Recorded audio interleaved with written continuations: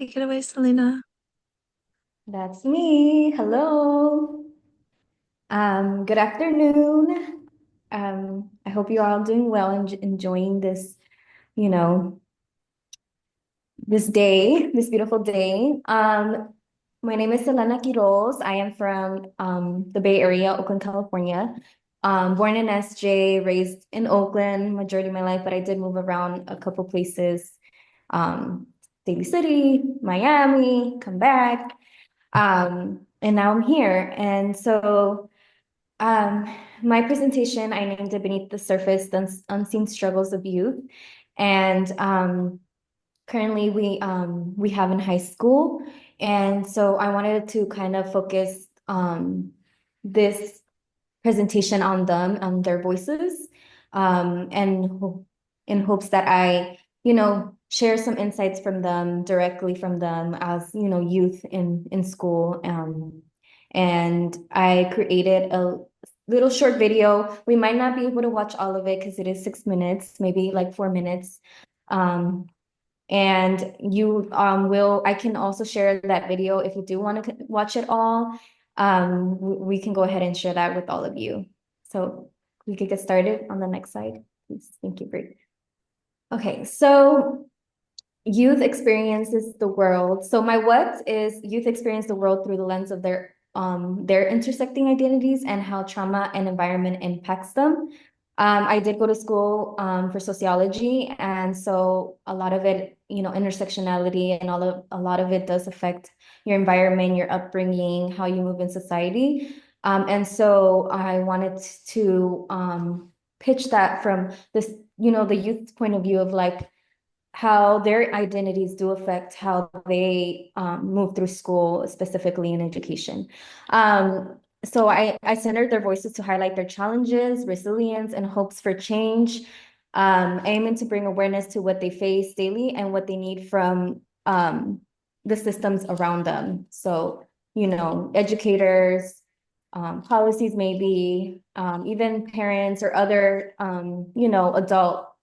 adults in their life. Go to the next slide, please. So my so what is that youth are often left out of decisions that shape their lives. And understanding their full identity and live experience is essential to creating spaces that are truly supportive, healing and just. And their insights are powerful and necessary for real change. So I added this picture, be the teacher who notices the students that don't get noticed. And so some and you'll see, maybe it will be shown in the video, that sometimes we feel that educators prioritize the students that are more present, that are more involved in school, who are academically advanced, and they tend to not notice the other youth that are maybe more quiet or more reserved or shy, or or maybe they're acting up. And so just kind of centering on that all youth, right, should be, noticed and should be recognized and, supportive. Next slide. So my now what is that I'm calling on adults and decision makers to actively listen to youth and include them in shaping policies, schools, and communities. We must prioritize youth-led solutions, fund supportive resources, and commit to equity-driven, healing-centered systems. And I just want to talk a little bit about my journey. Actually, when I was in high school, I was classified as an at-risk youth. I flunked my 11th grade, so I had to repeat 11th grade. I didn't see a future beyond high school. And I actually, the first healthy adult in my life, because I didn't grow up with a really healthy home, I didn't get along with my mom. My dad wasn't in the picture. And so I finally met this person who was the first adult that I had a healthy relationship with, who saw me, who believed in me, and who guided me. And I ended up being in their program. And I went through this whole ordeal of like, wow, there is so much more out there. There's someone who cares about me, someone who cares about my future. Um, and it taught me to see, my own worth and how I can do it. And so I got involved in the program and I ended up going to college. I went to UCSC and I went to go get my degree. I did get pregnant in my junior year, going to my senior year of college. So I took a year off, and a lot of people did not think that I was going to go back. A lot of people said, "Oh, you're not finishing school. You have a kid now." But I was like, "Nope, I did not go through this whole journey to stay where I'm at." And so I went back to school during the pandemic. I graduated. And then I came back to my city, to my town, and I came back to the program where it all started, where I was a youth, and I came back to the program, and now I'm kind of becoming that healthy adult for other youth who might be going through the same thing, who might not have a stable home, or who might not have healthy adults in their life. And so now part of this presentation is, kind of like the journey that I've been, the knowledge and the lessons that I've learned, and how I'm reciprocating now for the younger generations to come here in my hometown. And showing them, hey, there's a way you can do it. I'm here to listen. I'm here to support you. And yeah, and so we're gonna go ahead and play the video. Maybe let's just play 4 minutes, and then we can go from there.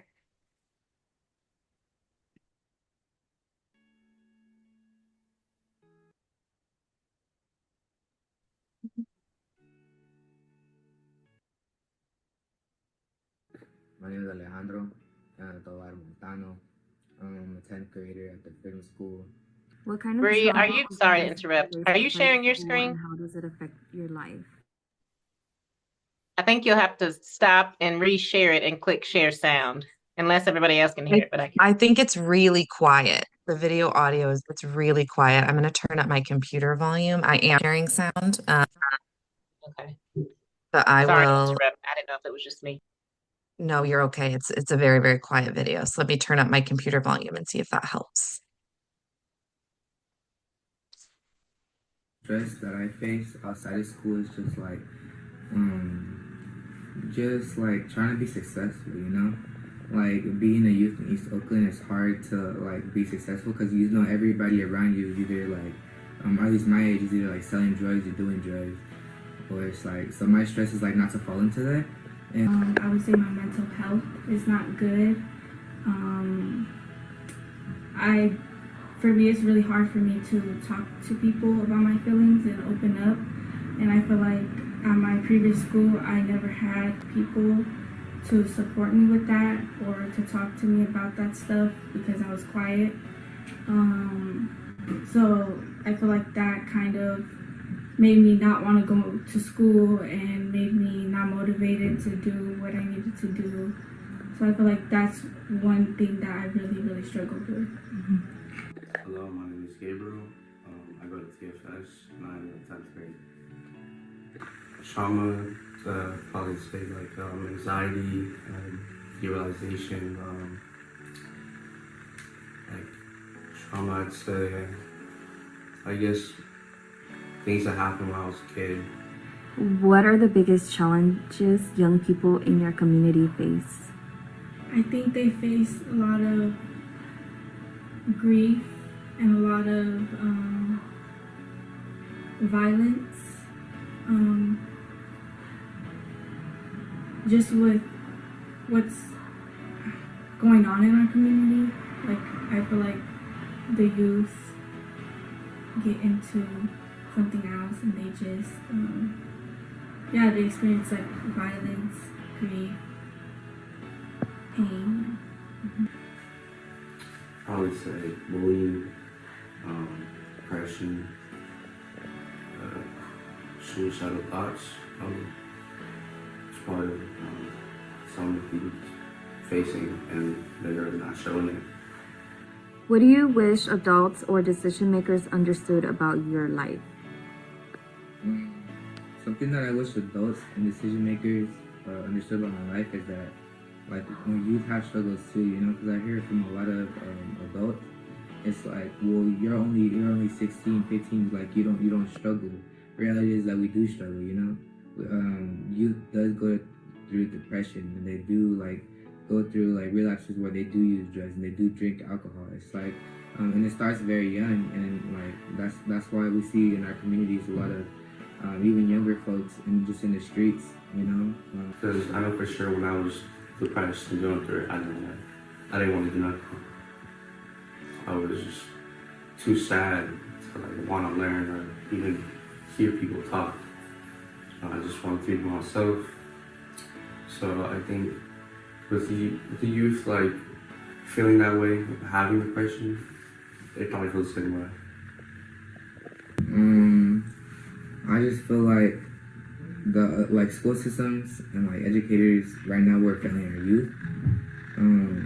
Yeah, we're failing our youth, we're failing our other communities. We need, I feel like, is a adult that we could talk to, but someone that actually is into getting to know us and getting to know what we need as our own person. About 4 minutes there. Do we have time to finish the video? Like only 2 more minutes? Or no?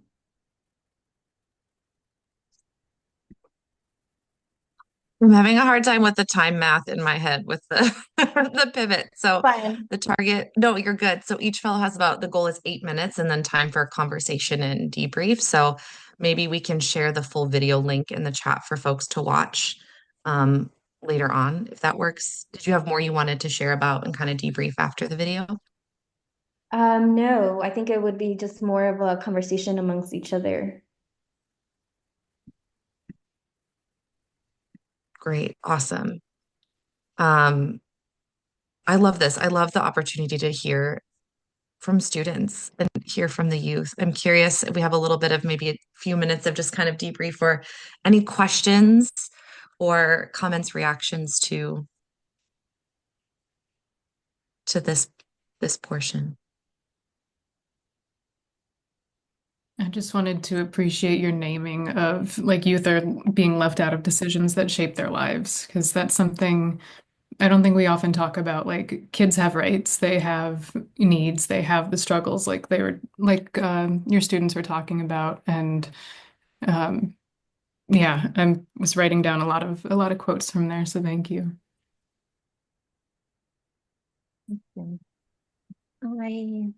I be grateful to hear that, because sometimes, like a mom, we're talking like a mom, we forget hear our kids and his feelings, and thinking that they don't have problems because we are who pay everything and we are who making the things, but we don't know really the struggles that they feel and how they feel and how they can handle it.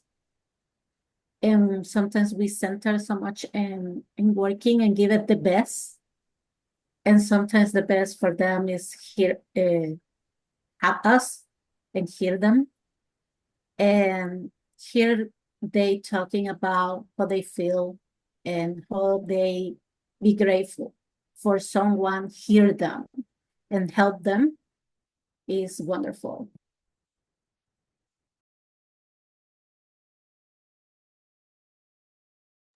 And one important thing that one of the youth named in the video towards the end, and which was kind of like something I kept hearing from them, was love. Like, you know, as educators or adults and someone in the youth lives, like love goes a long way. And that's exactly how they said it. Love goes a long way. And so also centering love, right?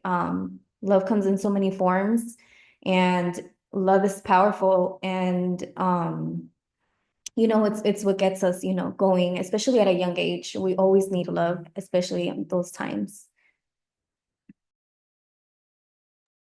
Yeah, Michelle. Yeah, I just wanted to share, Selena, that I think it's so powerful. I think a lot of the times people don't ask youth what they're struggling with because as adults, we're afraid we might not have the answers for them. But I feel like you are just showing, you know, that how powerful it is to ask and listen and be with them and love them in whatever they're holding without the pressure of having to have an answer for them, you know, just to be in it with them. Yeah, Terry. I work in an elementary school here in Tennessee, and I came from corrections working with adult males where there's no contact. Now that I'm in the elementary school and I've raised my children, I get more hugs. I don't necessarily just love all the extra touching, but the little ones, I have to remind myself they need it. So I'm giving hugs all day long. So love comes in more than one way. They can't really express it, but obviously they need the hugs.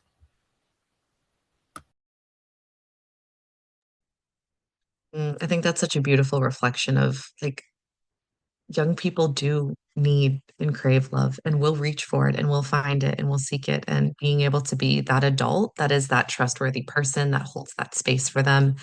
And that, yeah, Chris put in that chat, an adult who's actually get into getting to know them in a genuine and authentic way is so powerful. So powerful. Um, if y'all would not mind in the chat dropping some love for Selena, some hearts, some praise, some emoji reactions, Zoom, sign language applause for her. Um, and Selena, take the time to sit and soak that in. The fruits of your labor, the celebration of your brilliance in this space.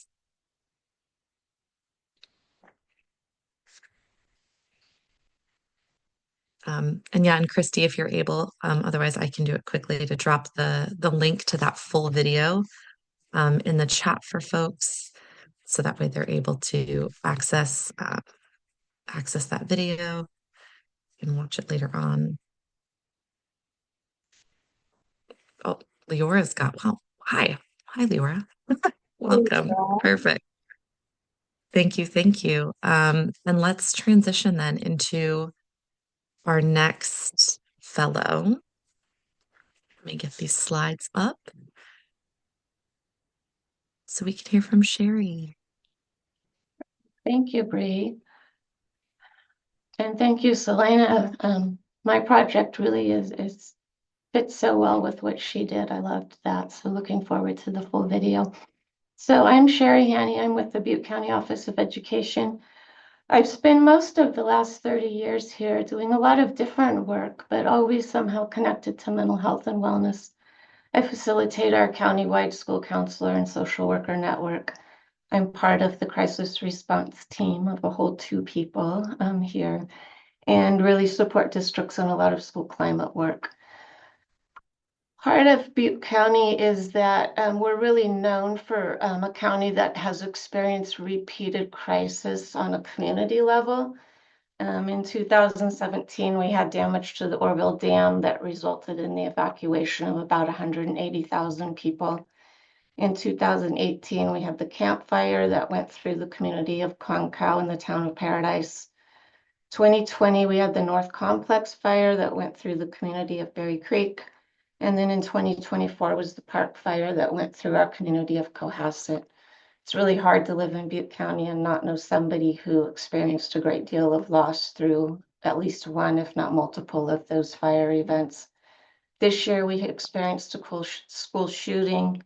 And then if you add in COVID, it feels like we've been in this constant state of crisis and recovery for almost 10 years. And I'm glad to see David on today. He's been such a great partner of ours, always there when we've needed him to support us through that. So glad to see you here. It feels like we're always waiting for the next thing to happen. And as schools navigate those challenges, whether it's ongoing stressors or moments of acute crisis, we oftentimes look at data for answers. So we're looking at attendance charts, we're looking at school climate surveys, we're looking at behavior data to sort of tell us what's happening, but those only really give us that sort of big broad view. It doesn't tell us the why. And that's where student storytelling has become really essential and really important for me. I'm fortunate that I've been given the space to really follow my passion in leading some student voice work over the last couple of years. So in 2023, we did the Hiding in Plain Sight, which was a flash fiction writing project, and students shared their writing around their experience with mental health. And there's a small excerpt there from a 9th grade student. I did put a link in there to the full body of this writing if you want to put that in the chat. And these were displayed throughout our community during the month of May in multiple offices, coffee shops, with resources as well to support mental health. And it really gave us our first look at hearing from students about what their experience was. And then last year we did the Amplifying Student Voice work, where we went out to 5 pilot sites and did very small, semi-structured interviews with students around their experience with school. And the way that we reported those back out was we gave people the bullet points, because that's how some people like to digest data. But we also created these fictitious students, and we told the stories of each school and what we heard from them through these other students. And it was really important for us to put that in story format because of that emotional connection and really moving us to action based on that. And you can see one of the quotes there from one of the students in that work.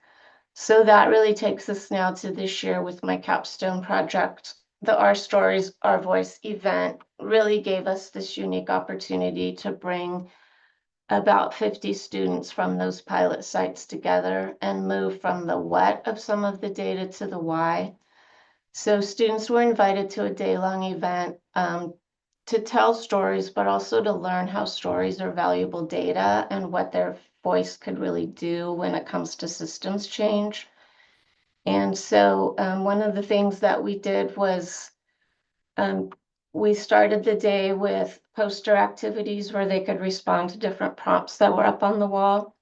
Then we moved into some model storytelling with 2 young people who have told their stories before.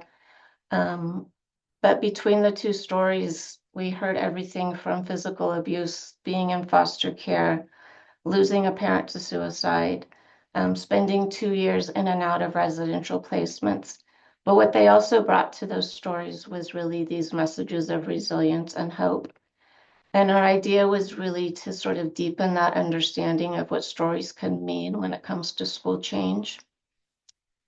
Then we talked to students. They did a poster activity around how stories can be data and how their voice can really matter in their systems.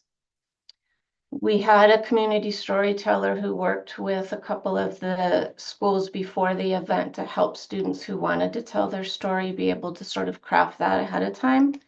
And so we had an opportunity for them to share.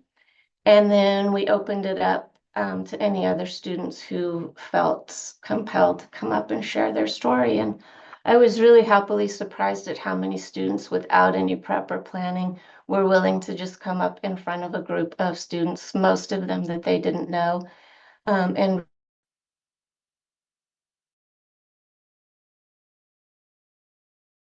of disconnection, navigating different challenges. We had students who shared first-generation immigrant experiences and the stress of living up to family dreams and expectations, suicide attempt, losing people close to them. But these stories really reflected that emotional experience that wouldn't show up in charts or graphs. So I think the best way to really share that out on the next slide is a link to a 3-minute video. Do we have time for the 3 minutes? Okay.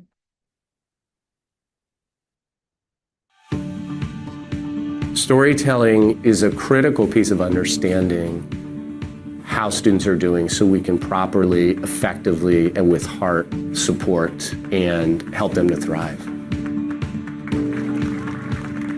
This event is a chance to work with students on the importance of their voice and the stories that they tell about who they are. We wanted kids to come together to realize that they're not alone in the county, that there are a lot of kids that experience some of the same things, have some of the same feelings, and realize that their voice does matter. Well, I think as the adults, we'll oftentimes assume that we know what it's like to be a young person today, and the reality is we just don't. So if we don't ask kids, we're not going to understand their perspective. As educators, being able to hear student stories like Aria's and MK's, it directly connects you to the whole reason for what you do. You know, we are there as the adults in school also to learn alongside the students and to help and support them and guide them, to care about them.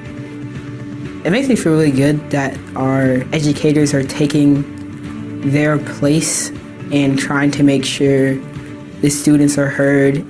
I am a work in progress, as you could say. I'm still trying to figure out what I want to share, how I want to say it. This has really been a huge step for me to try to make sure I could get my story out there as well. I loved listening to the stories. I thought it was really interesting to see people from different backgrounds to get up there and tell their story because everybody's story is different. It takes someone who is brave. It takes someone who's resilient, someone who may have been stretched a little too far, might have grown up a little too fast. It takes someone who understands that their story can help others, and that's why they want to share that story. I think it just feels really good to be seen, as well as to see yourself in other people's stories. I'm taking back that everyone has a voice that can be heard, and if you are willing to share, people will listen. As students, we are so much more than just a name, and we are so much more than just a person who needs to be taught. We're people, we have our own lives, our own experiences, and we're never going to be as simple as just a name. We are so much more. I think what students really need is just someone who's listening.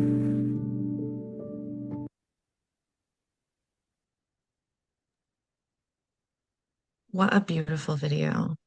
Yeah, thank you. We had a really great videographer who captured the day for us. So we have these videos to use, and we have videos of all the stories that our schools can use to share out with the other adults on campus, so that we can really get that message out. Just a reminder to all the adults that, you know, our kids have these experiences that impact them in school sites. So when we think about our recovery and renewal, just knowing that it's not enough to just return to normal, like we have to get a real-time pulse of how the recovery efforts are actually landing, and it really helps us adapt those approaches. Knowing that unintentionally we overlook certain students, and by allowing stories, we're able to bring every voice into the room, and that just that act of storytelling itself is really healing. So we have some ideas for moving forward, wanting to continue with storytelling, supporting sites and doing these events on their own campuses, and then possibly creating a countywide school climate advisory so they can be having their voice in all the spaces that matter, and really just moving away from that, doing things to and for them and doing things with our students. With, not to or for. That's so important and so beautiful. Thank you, Sheri, so much. Can we give some love and some kudos in the chat, emoji reactions, just gratitude and appreciation for this beautiful body of work. And I'd be curious too if anyone wants to grab a mic, share something that stood out to them, or ask a question, or offer an affirmation.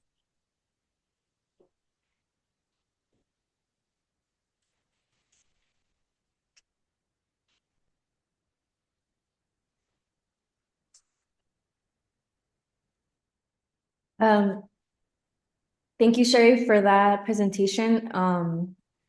I really love to see the youth in the video talking. And then one thing that I highlighted in the chat was actually something that the youth did say, and he was saying like sometimes, you know, like they have to be like conscious about what they want to share and how they want to share, right? And I feel like that is so important because as a youth, you know, it's not easy to open up, and it is sure very scary to share what you're going through. And I think that going through this fellowship, I think that we have learned ways to make it safe and make it comfortable for them to be able to like, hey, you know, how can you share it and you know, help them through that process. So thank you.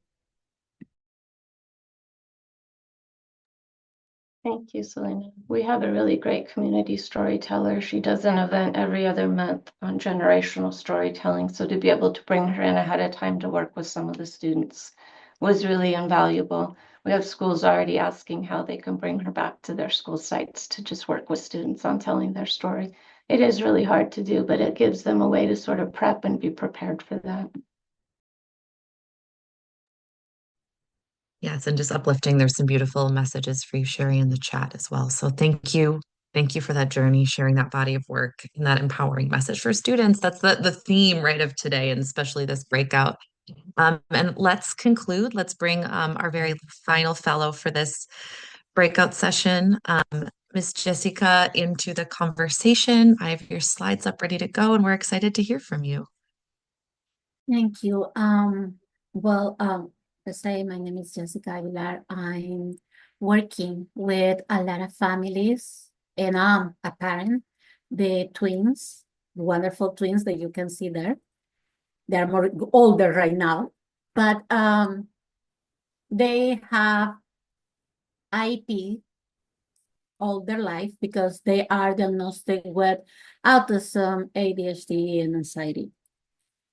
Why I bring all this in form is because I try to make it one toolkit.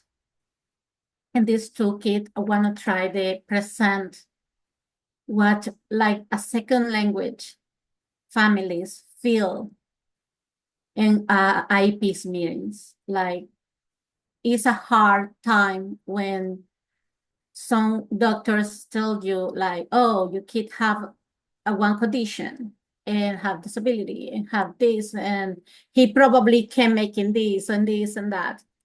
It is hard, it's traumatic, and you need the grief. And everyone grieves at different times. And then you go to the school, and the school is like, okay, we need the making IPs, but it's so hard for families sometimes understand everything. They in 1 hour sometimes want to try they made it. And it's a very specific input the families need to give. And it's very important because it's the whole working with your kid. And it's like, how can your kid can be more life skills learning and growing and making everything. And for that, I create this poem for giving an introduction of this. I read in Spanish because I feel more comfortable reading in Spanish, but I want you continue with me and the version, the English that isn't there. Llega el diagnóstico, un golpe al alma, un duelo silencioso en la cultura hispana, miedos ancestrales, estigmas profundos, voces que juzgan, susurros que resuenan. Exagera, dice la escuela distante, sin ver la lucha, el dolor constante, pero un rayo de luz, una escuela empática. Profesores que escuchan con el alma comprensiva. Un apoyo que acoge a la familia diversas, lenguajes diferentes, culturas dispersas. Las barreras se rompen con puentes de amor, traduciendo esperanzas, sembrando valor. El IEP transforma de carga a consuelo, un plan que florece, un nuevo anhelo. Metas trazadas con manos unidas, fortalezas encontradas, heridas curadas. La voz de la madre, antes silenciada, ahora resuena, su historia contada. El padre que temía un juicio severo encuentra a la escuela un aliado sincero. Cada pequeño avance, una victoria sentada. Crece la resiliencia, revive la fe. El estigma se desvanece con la comprensión. La curación surge de la inclusión.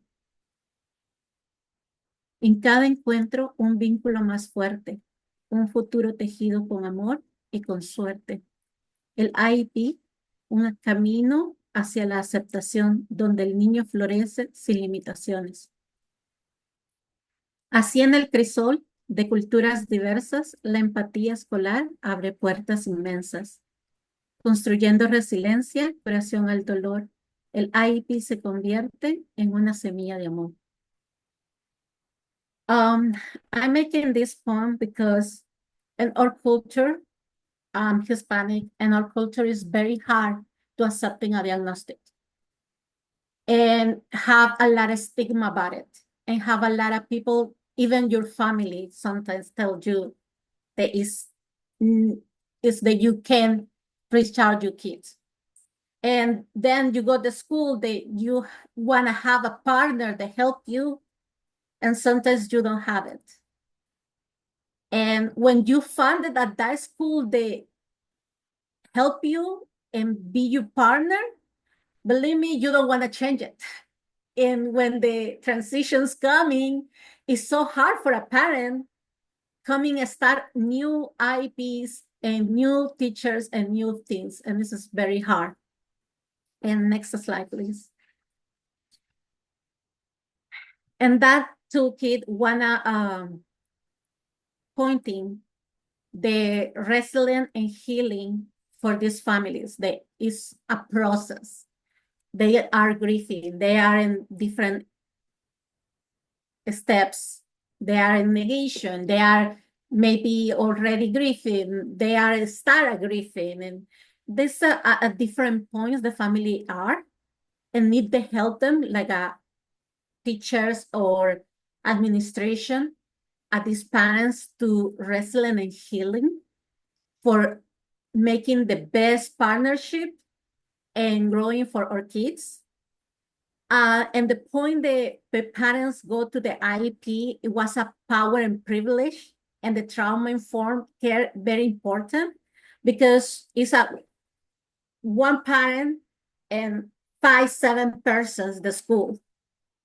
The parents feel like uncomfortable, alone, and it's like want to try to help them to recognize that we need to be more empathy with them, need to be more resilient and working in the trauma informed for these parents, because the IPs are very traumatic.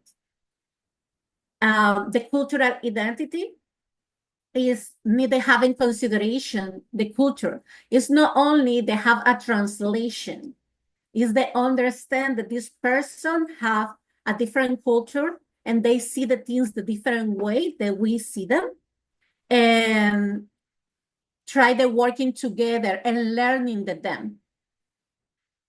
It's like, maybe I don't know what your family live, I don't know what you're thinking, but if you help me to understand your traditions, understand your culture, I'm here for hear you.